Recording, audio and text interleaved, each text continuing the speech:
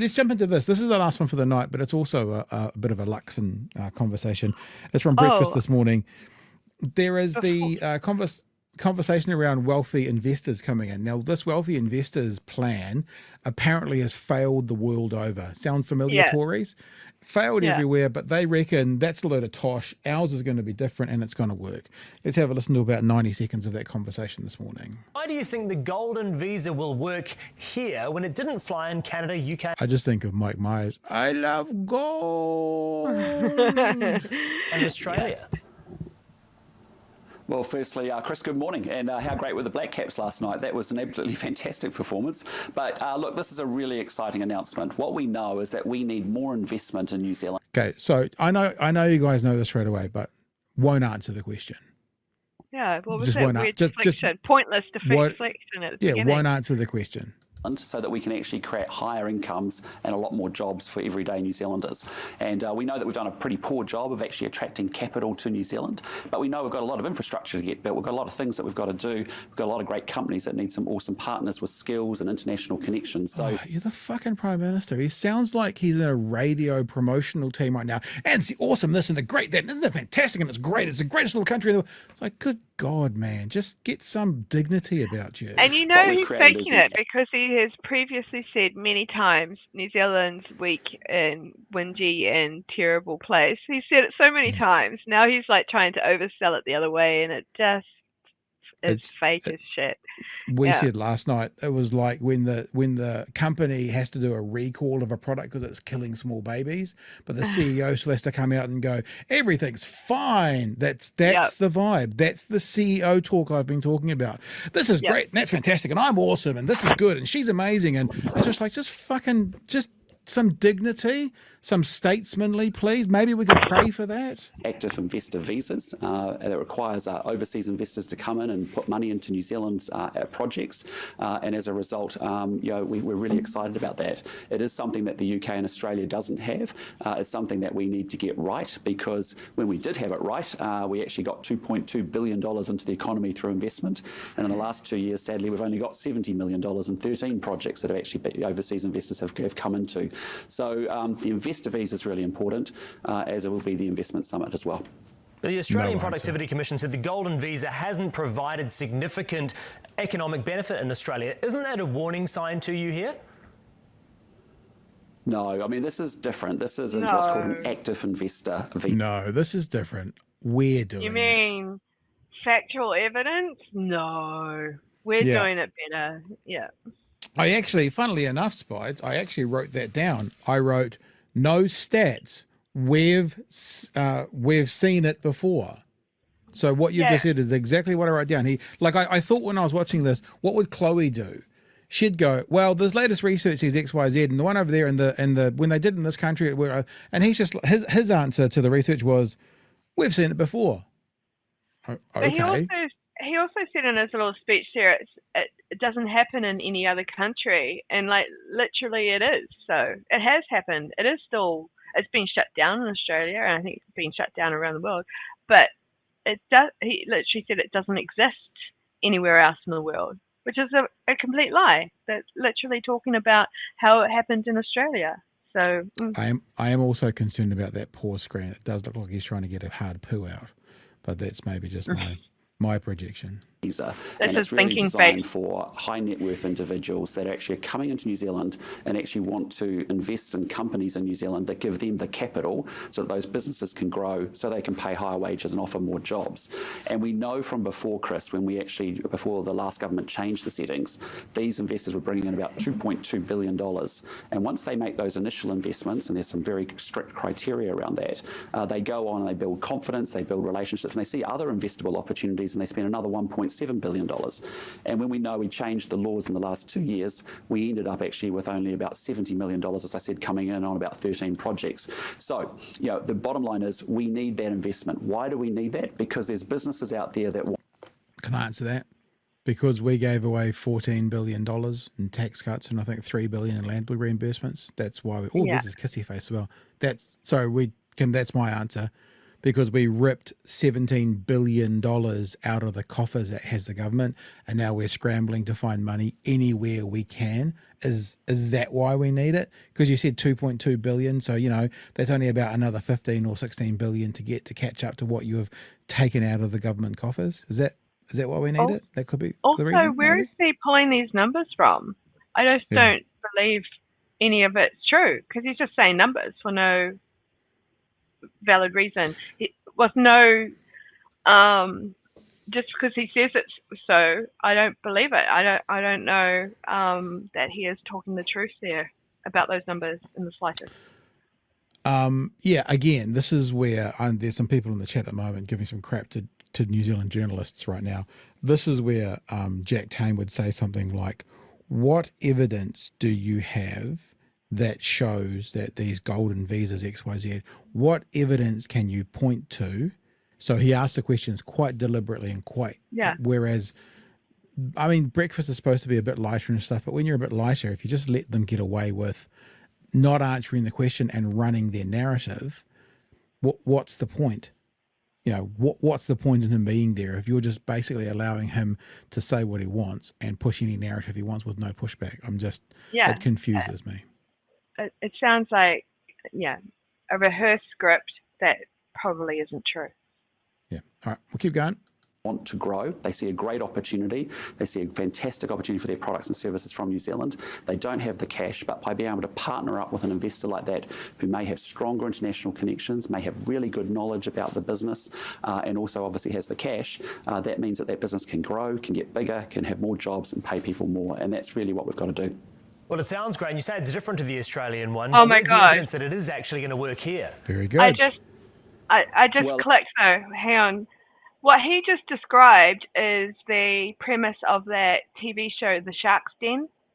So that's what he thinks this is going to be, is that, he'll have some sharks and people just come in and show them, things to invest in. I bet you that's how they're going to run the summit, as like a Shark's Den episode, because they don't actually know much else other than what they've seen on TV. Can I say something? And I don't mean to sound patronising, but I think it's adorable that you mixed up Dragon's Den and Shark Tank to call it Shark's Den. I think that's fantastic. There's the American one and a UK one. I mixed them up, didn't I? Yep. And I now want to see a program. I want to see a program called Shark's Den, because that implies that they're sitting in like comfortable chairs, these sharks, not swimming in water. That's something I would probably watch. I don't know why, but we're hitting gold in this clip for blimmin' freeze frames. I'm not sure what that one is either. Maybe that's literally his O face. But let's keep going. It is, unfortunately. Yeah, unfortunately.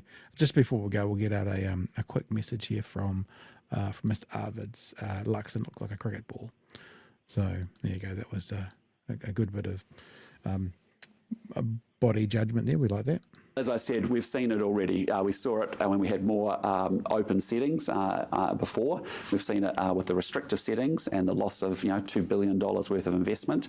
And importantly, having worked this up with the actual sector, the people that are involved as potential investors, but also importantly, immigration consultants and others, we know there's huge demand for this. I was talking when we announced this policy on the weekend. There was 4 agencies there that had 50 people on their books that wanted to invest, and this would be encouraging them to do so. So the next part of the conversation they do go on into how do you not turn this into a money laundering scheme. That's the other concern that does come with it. There's another part of this conversation to wrap up with tonight, which they're talking actually about the polls and how Luxon does his CEO think it's great and amazing. It's not the poll, it's this and it's that, which we'll get to in a sec. But is there anything you want to touch on specifically for the gold visa before we move on, Spides? It seems like they're cooking up something that allows them to be receiving backhanders, just like with the opening up the mines and things like that. They're getting kickbacks over it. So it just sounds dodgy as heck. And also, those numbers still bother me. What, $2.5 billion? Where's he getting that figure from? It feels like it's just bullshit, basically. So, yeah. And if there was a $2.5 billion drained a couple of years ago, is that not coinciding with COVID and everybody going, stop spending money across the globe, rather than some sort of setting that we made? Yeah, I just feel like that he's constantly talking bullshit, and that's all he does. Yeah. I'm not very kind to Goldilocks. I really aren't. I'm really not interested Well, in him. let's finish up. Let's finish up for the night with the conversation that he had asked about one user's poll from the night before. And look, polls at this time of the year, we've said this, we said it last night, especially when it comes to how many seats in the House, they do mean nothing. What they do though is they do show the like society's feeling about the leadership. Like preferred prime minister is always valid. Yeah, the mood of the voter, of the prime minister in particular. And I kind of said this last night. These sorts of polls kind of do nothing for the opposition because you don't expect the leader of the opposition to be the preferred prime minister. But what they do is give you a commentary on the incumbency. So it wasn't good for them. When it comes to seats in the House, it means nothing. But when it comes to the trend, when it comes to the way New Zealand is feeling about him, it does mean something. So let's get to what he thinks about that. Hang on, just before you start. Yep. In this, so I've watched this portion of the clip, I think, already. In this, Luxon is, watch out for him, heavy breathing. He's panicking the whole time. He's actually very, very uncomfortable. He's also clearly just been on a new retreat to learn how to be a CEO as far as mannerisms and language is concerned. So watch how his hands are being held like that, which makes me think that he's just been on a revisionary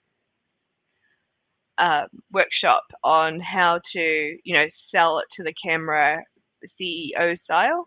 All those hand movements and things, because the way he's holding his hands here right now is not his usual tactic, and also he's panicking. His heavy breathing just shows panic the whole way through this. I also think this thing with the thumbs together, it's a little bit Monty Burns. Excellent. It could be taken that way as well.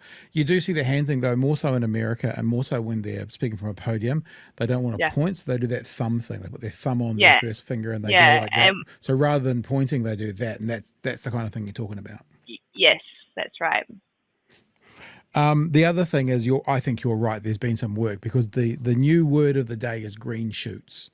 He mentioned that yesterday several times about the green shoots, and he does it again today. This is the new PR word that we've seen this as it's gone through, and every time it's happened, we've picked up on it and told you about it.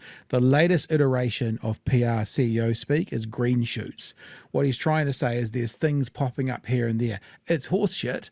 We can see that in the economy, but this is the new word. You'll probably, I think you hear it here. If you don't, though, the next couple of days, listen out for it. Green shoots will make its way into your ear holes. I promise. Here we go. What latest One News Varian poll shows National's fallen, down 3% to 34%, Prime Minister. What's National doing wrong? Well, look, I mean, we're working incredibly hard. There's lots of polls as they bounce around all over the place. They often say different things at different times. They're not bouncing now, are they? They're going one way at the moment.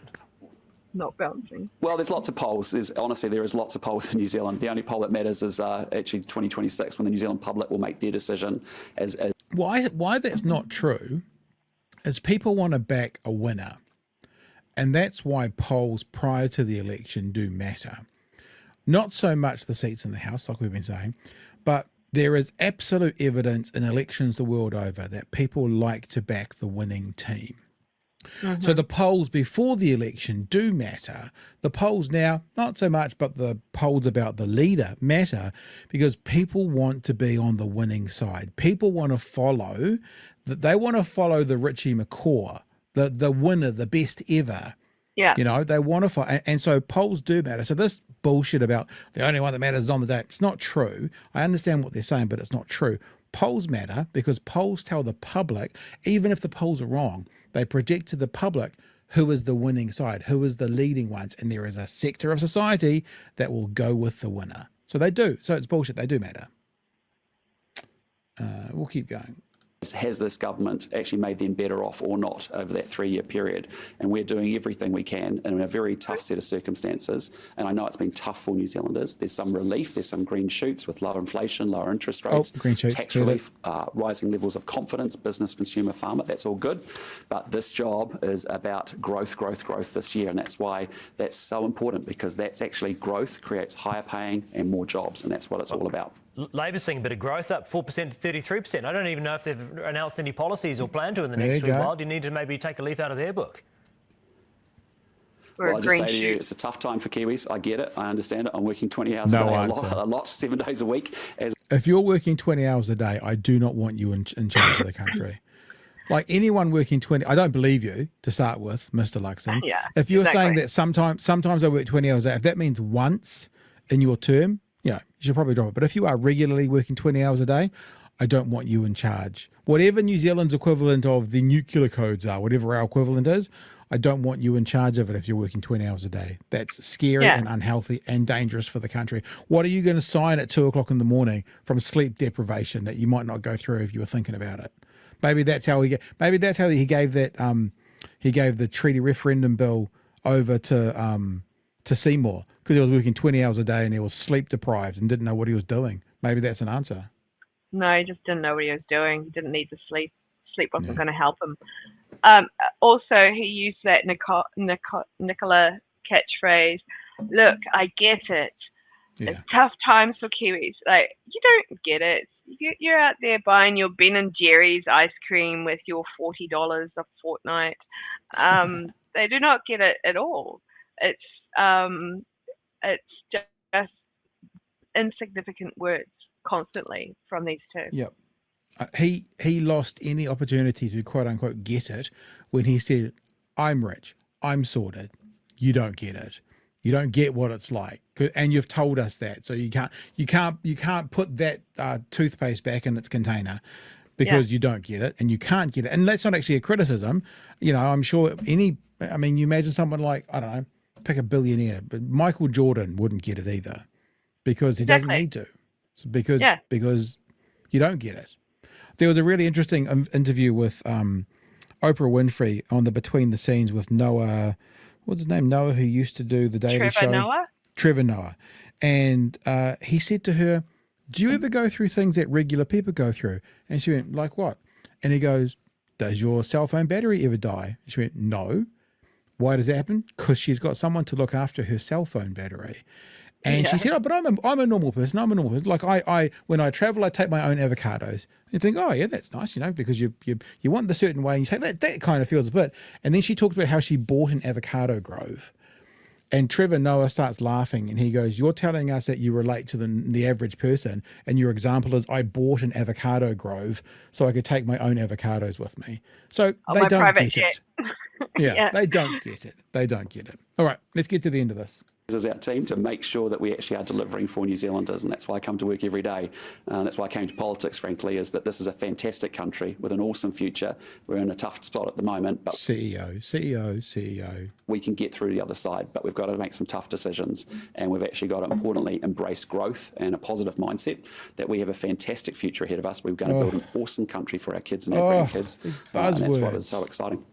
It does, honestly, it sounds like you've given a fifth former, what is it now? Year 11 student, let's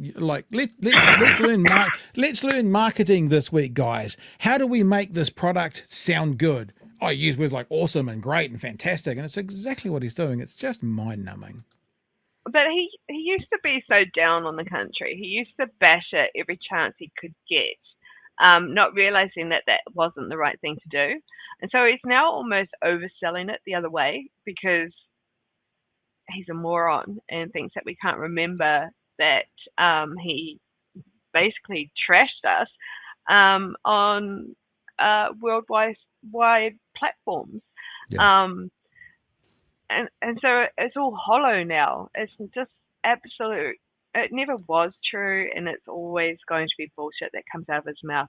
A pre-recorded script that comes out of his mouth. In fact, whenever people are asking questions, you can see his face drop and his mouth goes slack, and he looks at them like he's trying to understand their question and how to answer it. But the reality is, he's just like got his little ferret in his head spinning through the Rolodex of stock answers that he can give to any situation. And there's about 30 of them now with green shoots added into it. But it's always the exact same words.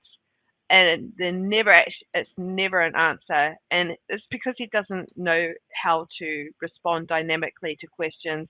He can only memorize what somebody else told him to say a long time ago.